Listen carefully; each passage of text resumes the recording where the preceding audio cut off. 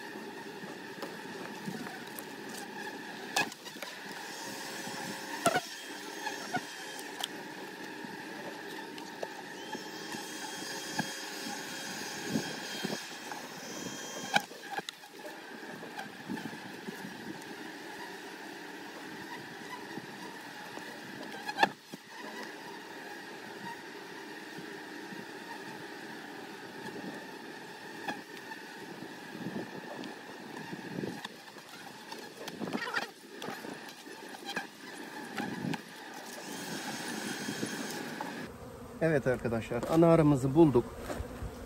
Şimdi işimiz kolaylaştı. Ana arımız şurada, kızımız. 2021 yılının ana arısı. Bunu da bal sezonundan sonra değiştireceğiz inşallah. Şimdi bu ana arımızı bulduğumuz çıtamızı yaydırıyoruz.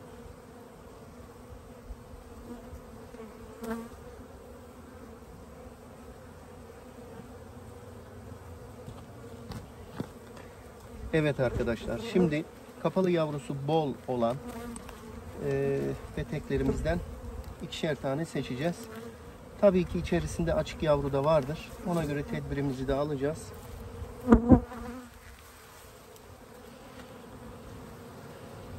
Evet, çok güzel. Üst tarafı sırlı ballı.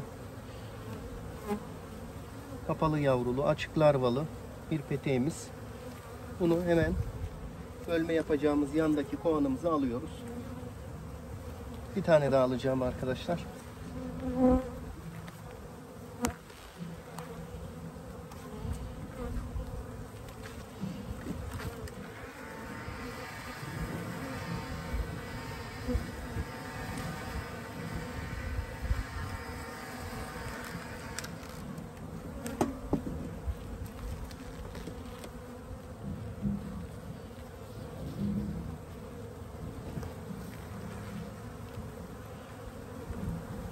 Evet, oldukça güzel. Kapalı yavrulu, larvalı. Bir tane daha.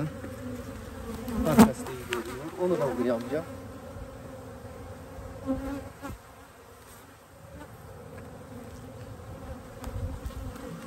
2 tane de diğerini alacağım arkadaşlar.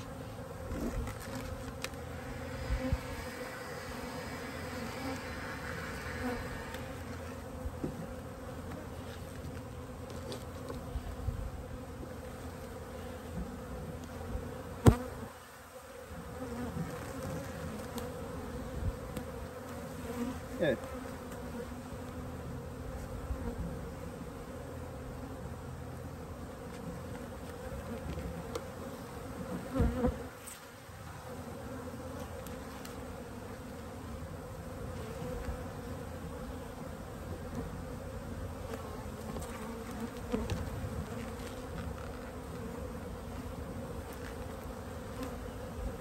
Evet, bu nispeten biraz daha iyi. Kapalı yavrusu bol. Açık larvaları da görünüyor.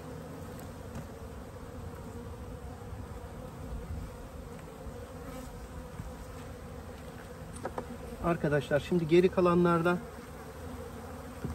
köşede ballı bir peteğimiz olacak. Bakalım balını bir kontrol edelim. Evet, sırlı balı var arkadaşlar. Onu yerine bırakıyorum. Bunu duvar peteği olarak yerine bırakıyorum. Yalnız bahar sezonunda olduğumuz için arkadaşlar bu da bir bilgidir. Şu duvarla arasında bir miktar mesafe bırakıyorum. Burayı tam duvara yaslamıyorum arkadaşlar. Henüz hali hazırda havalar tam olarak daha 20 derecelerin üzerinde stabil hale gelmedi. Araba biraz hırçın bugün. Hava kapalı. Anasını da yan tarafa aldığımız için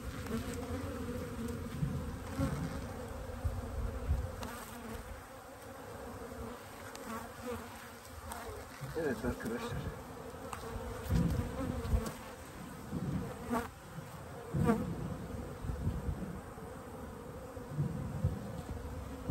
Tekrardan anamızın olduğu çıtamızı da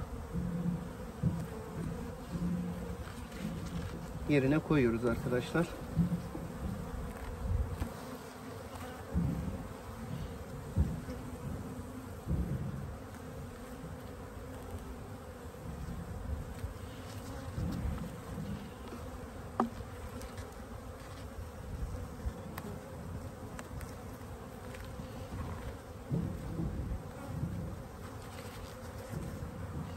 Arkadaşlar normalde buradan bu ikisine de birer tane daha petek silkelemem gerekiyor. Fakat verdiğim peteklerin üzerindeki yavrular nüfusça biraz fazla. Tabii ki tarlacı arılar bu kovanlardan çıkarak geriye bu kovana geri dönecekler.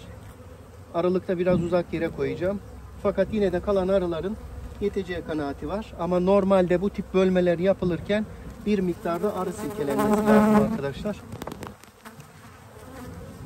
Önce şu kovanımı bir kapatacağım.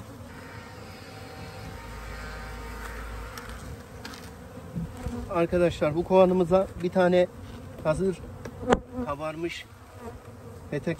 Arkadaşlar yine bir tane de duvar peteği olarak ballı ve bir miktarda polenli bir tane daha petek ilave ediyorum. Arkadaşlar artık sezonunda olduğumuz için beslememizi ben üst turbo şerbetlikle devam edeceğim. Yan kutumuzu çıkarmıştım. Petek ilavesiyle dolduruyoruz diye. Turbo şerbetlikle asıl kovanımızda devam edeceğim.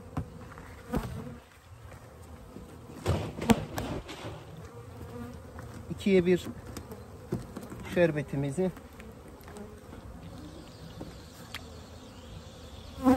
arımıza veriyorum.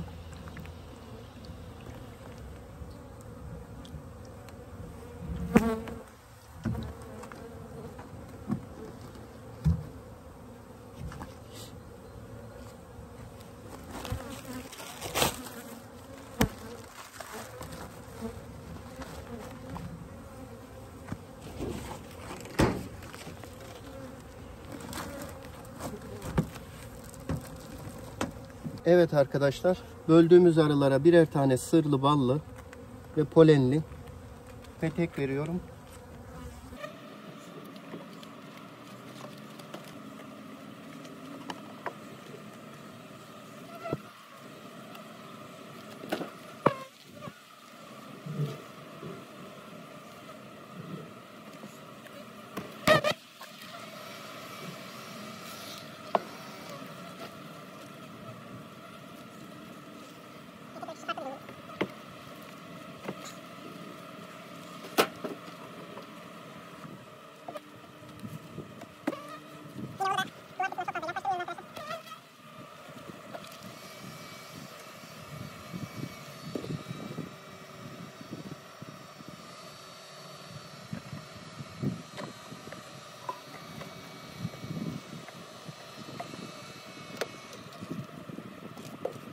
Arkadaşlar şimdi yaptığımız işi şöyle bir özetleyecek olursak, ilkbaharda kovanı hızlı geliştirdiğimiz zaman, kata çıkmaya zorladığı zaman ki dönemde henüz erkense kata çıkmak için arılarımızı bölmek daha mantıklı olur. Yani ben öyle yapıyorum. Çünkü daha sonrasında arılar kata çıkıp da hızlı süratli bir şekilde artış gösterdiği zaman yeterli besin kaynağına ulaşamayabilirler ve tekrardan büyüyecek yerde bu sefer küçülmeye de başlayabilirler. Ziyade Mayıs ayında bu işlemi yapmamız lazım. Henüz Nisan ayının başındayız. Bu durumda arımızı bölmek istediğimiz zaman ona döllenmiş hazır ana vermemiz lazım. Çünkü döllenmemiş ana için onu dölleyecek erkek sayısı, nitelikli erkek sayısı yeterli olmayabilir. O yüzden ya önceden bankamızda mevcut bulunan döllenmiş, çiftleşmiş olan analarımızı ya da piyasadan hazır satın alarak emin olduğumuz yerlerden hazır satın alarak analarımızı verebiliriz. Şimdi biz gelişimini hızlı götürmüş olan bir kovanımızda önce ana arımızı bulduk. Ana arımızı bir kenara ayırdık.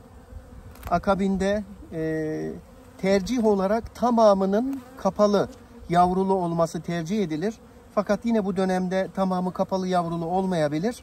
Ağırlıklı olarak kapalı yavrulu ama belki larvalı, içerisinde belki de günlüklü de olan ikişer tane çıtadan kovanlarımızı aldık.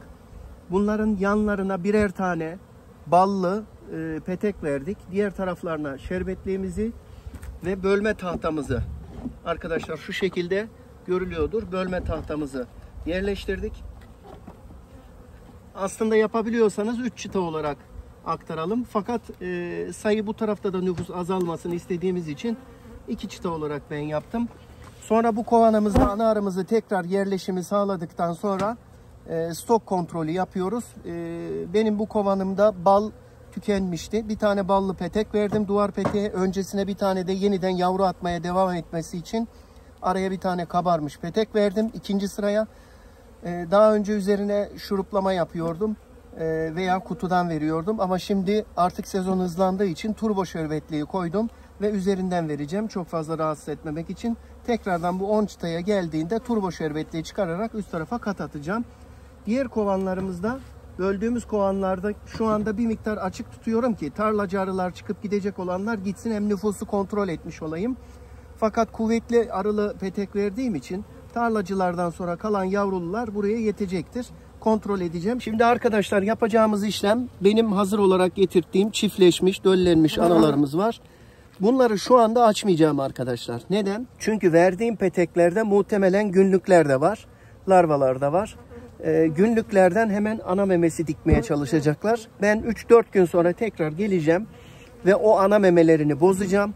Bozduktan sonra ancak bunu açacağım. Yani onların ana yapabiliriz hevesini gidereceğim arkadaşlar. Hiçbir şekilde ana yapabilecekleri bir imkan onlara bırakmayacağım. Ondan sonrasında ana mememizin şu uç kısmını açacağım ve onlar buradan yiyerek bu ana memeyi kabul edecekler inşallah. Şimdilik bu anayı içerisine bırakıyorum arkadaşlar. Ama açmadığım için ona bir zarar veremeyecekler inşallah.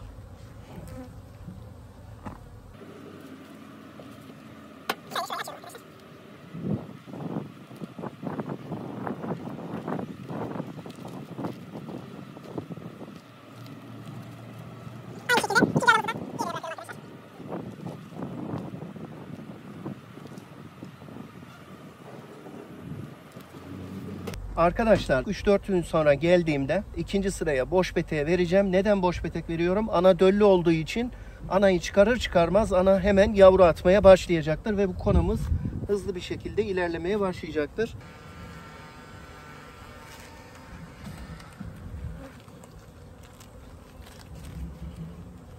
Üzerlerine keklerini de koyuyorum arkadaşlar.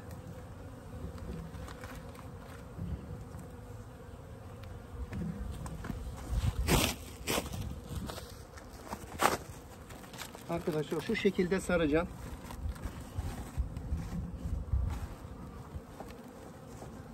Hem soğuğa hem de yağmaya karşı.